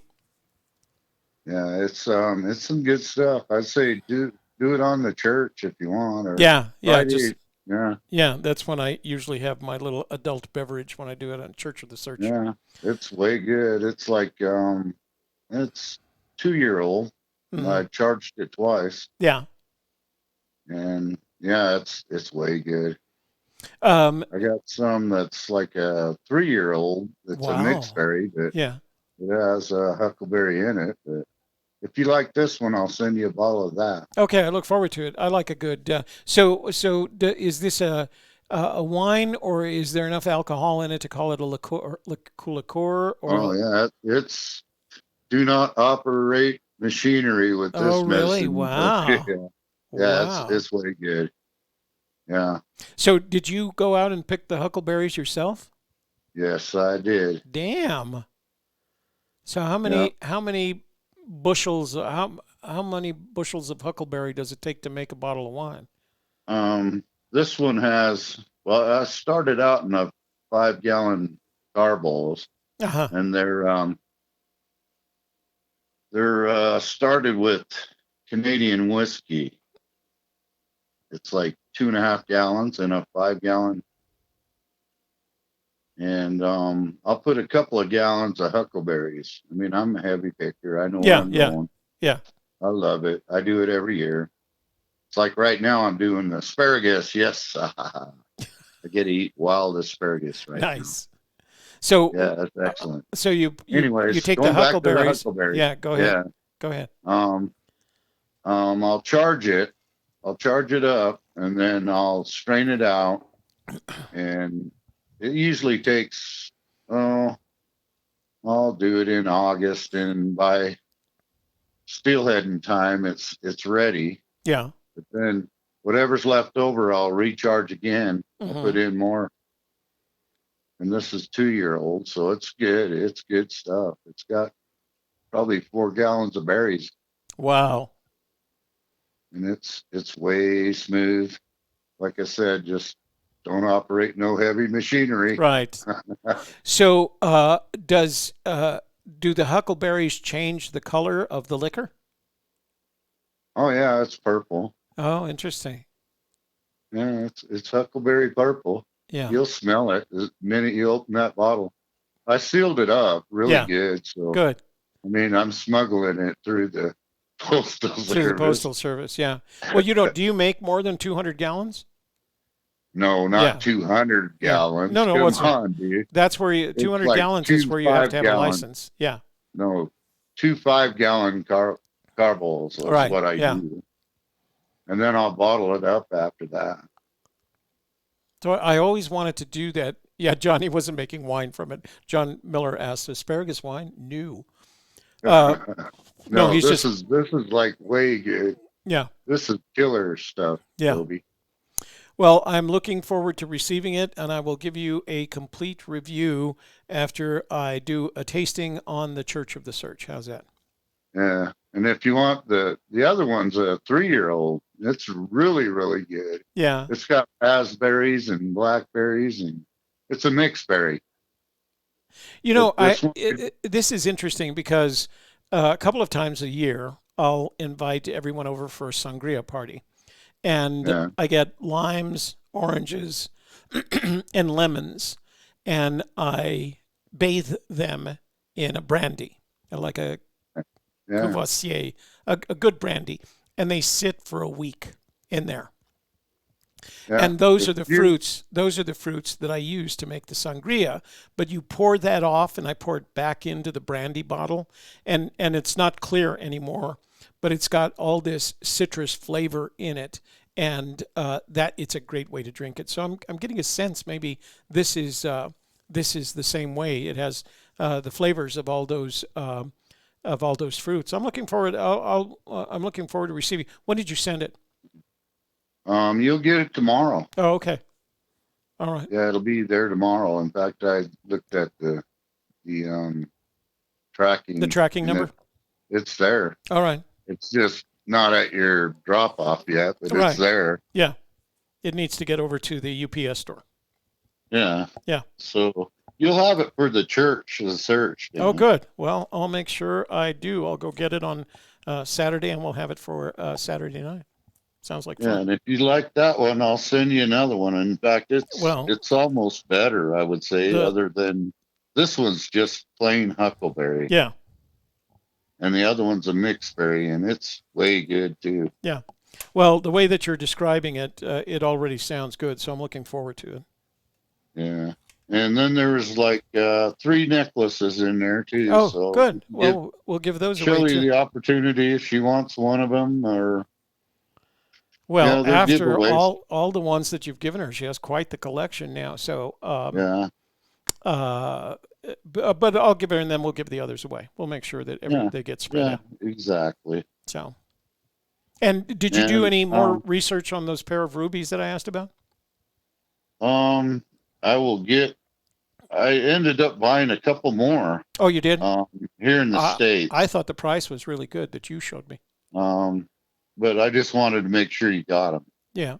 Well, I will tell you what, those are, I have my daughter Ryan and my granddaughter Mila Carmen. Their birthdays are in July. And so I want to send them those. And then what I'm going to do is I'm going to put them in the same box, and I'm going to let them decide which ones they want. That's why it was nice to see the 2 different stones, so that exactly. they can choose And then, which of the 2 stones they want. These ones will be here like Monday, and I'll get them out. I'll try and get them set and whatever, and have them to you by Friday. Oh, you don't have to. You literally do not have to rush these. Their birthdays on July, so if we have them by. But then the other 2 that I showed you, that I sent you a picture with, they're saying like I think the earliest was like June 26th or something. But anyways, I'll set them ones and send them ones to you too. All right. Well, not before you send me a price. Not before you send me a price. No. Yes. Because I'm going to ask you for. I'm going to ask you for more. I've got 2 opals in October. Those are the next girl birthdays after that. Yeah. So start looking for those. Yeah. Well, I just need a month and a half heads up. Yeah. You can start looking for the opals. I'll buy those for sure because I've got 2 of them in October. 2 October birthdays for the girls. Yeah. Also, a shout out to Sassy. Yes. Okay. She did a rooster, a painting on her channel. Oh, she did? Yeah, it was like cool as hell. She's like sitting there, but is it on? Yeah, it's on YouTube. All right, hang on. While you're talking, I'm going to go look. All right. Yeah, the Sassy 69. The Sassy 1969. 1962. 62. Yeah. Anyways, I emailed her and I was like, Sassy, I want one of them. I want one of them bad. She's like, you can have it. I was just like, oh my God. Did you send her a stone? Anyways, I'm gonna send her a real nice necklace. Good. Oh, here it is. Yeah. It's like a tansy and matching earrings. I've already got it ordered too. But tanzanite? That was so awesome. A tanzanite? Yeah. Well, it's simulate.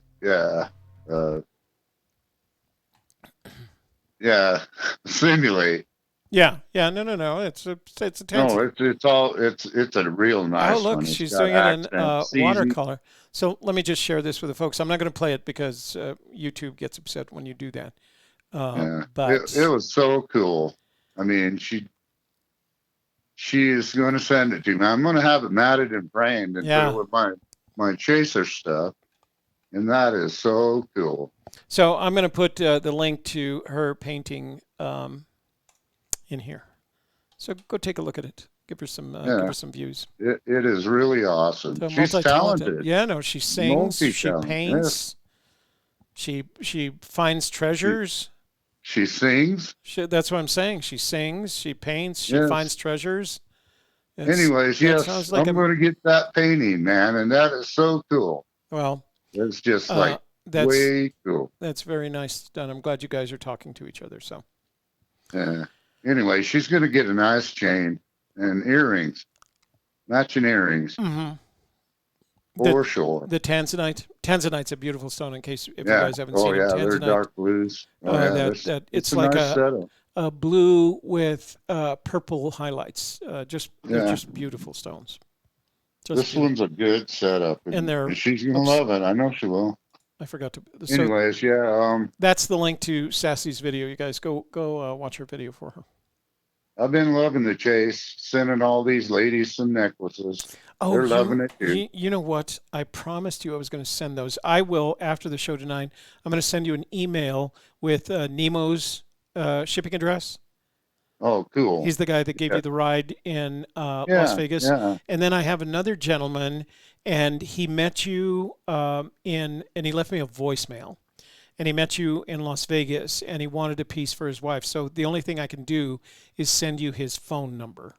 So I'll send you that. Work. You'll have to follow up because he said he did meet you, and that they both met you in Las Vegas, and he wanted to get something for his wife. That'd be great. So. And I got another one tonight, Debbie Teal. Shout out to her. Yeah, I'll get you one out too. Oh, good. That's very gracious of you. Yeah, it's all fun. I love this thing. I love the chase. I did give away your knife tonight. I gave away Yeah, that I've seen that. Franklin Yeah. Midnight. So I thought that was a good thing to give away because we haven't given away a guy thing in a while. So I've got a bunch of guy stuff back here. Pay it forward, Toby. Yeah, that's what we just keep doing. Pay it forward, brother. Yeah. All right. All right. Well, thanks for enjoy. thanks. You enjoy that bottle. You I'm give me a thumbs up. Yeah, I will. All you got to do in the chase, I'll be watching. All right. Saturday night. In that, Church of the Search. Yeah, you give me a thumbs up, and I'll send you one of the mixed berries. All right, I look forward to it. They sound great. I look forward to them. Let's see. That's let's good. see if I can get through the Church of the Search after drinking those. Yeah. Don't go nowhere. Don't too much. Yeah, don't drive. Don't operate any machinery. Huh? Yeah. All right, sir. Okay. You have a good evening. Thanks for calling in. Talk to you later.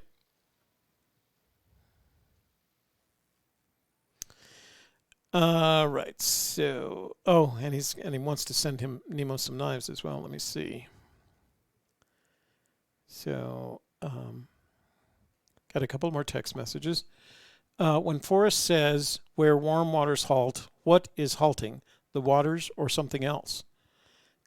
You know what, 321, if I could answer that question, I feel like I'd have the treasure already. Because that's the thing, the figuring out exactly what he means by each one of those. Hi, Toby. This is thank you so much for giving me the address. And she gives me the address. And let's see.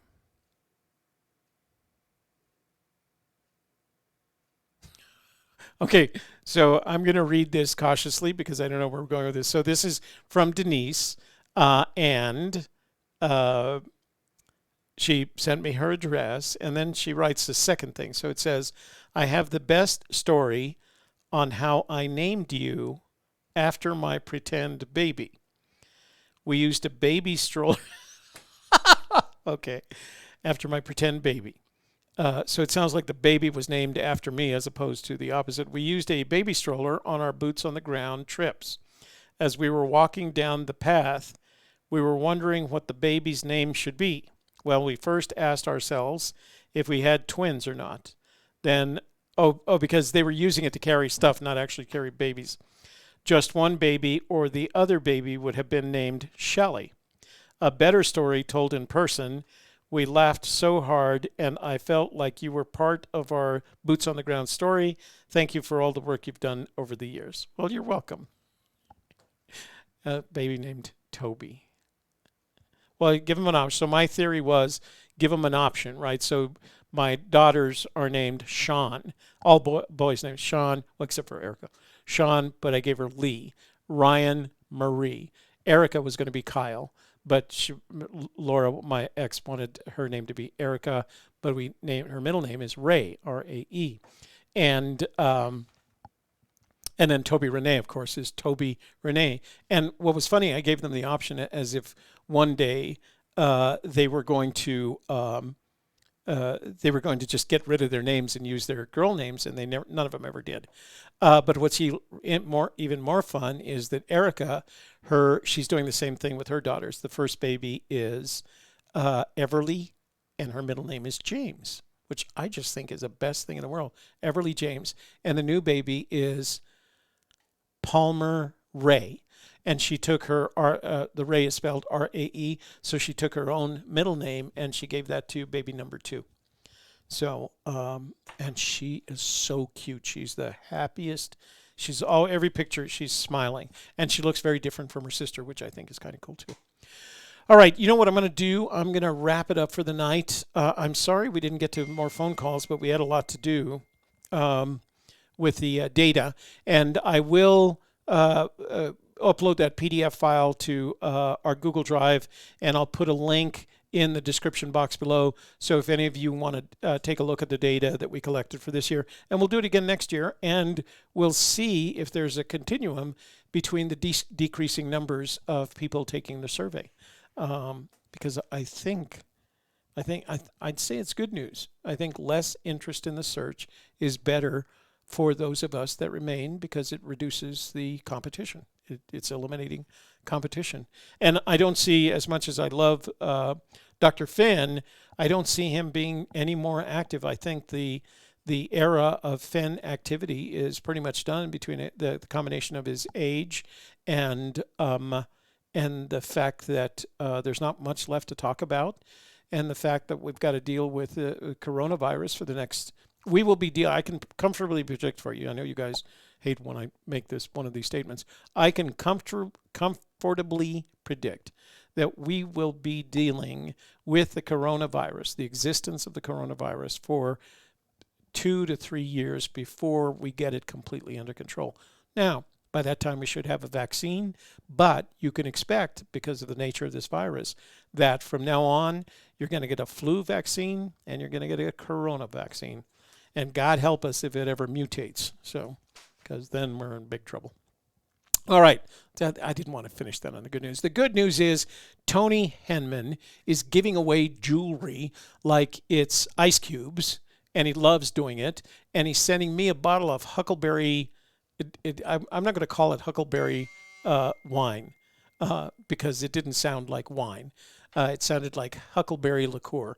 And I'm going to have that on the Church of the Search on Saturday. Friday, we will be back. Shelley and I will be back, and we'll organize all those pictures that everybody's sending us to us, so that we can share them with you guys. And thanks for tonight. I hope you enjoyed it. And Shelley and I are actually going to get back to work on Sales Leaders Institute, because we're building that out. We're building another course. Oh, rats. I forgot to get you the landing page for the course on the 30th. I'll have that for you on Friday. So that if you want to go to that course and you want to register, remember it's 6 hours of live streaming on YouTube with all our things here. We're going to show you the whole setup, and then we're going to talk about software and all the things that we do to make things happen, and how to correct problems, like when you have problems, you want to fix them. All right. So thanks for joining us tonight. I appreciate it. I'm glad that you were here.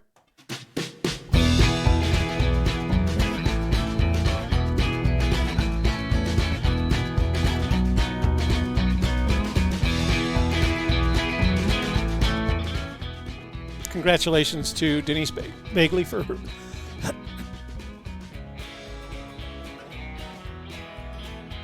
her win tonight. I'll put that in the mail on Monday. We'll box it over the weekend and put it in the mail on Monday. Thanks for joining me tonight. I hope you enjoyed it as much as I and the Magical Treasure Princess did.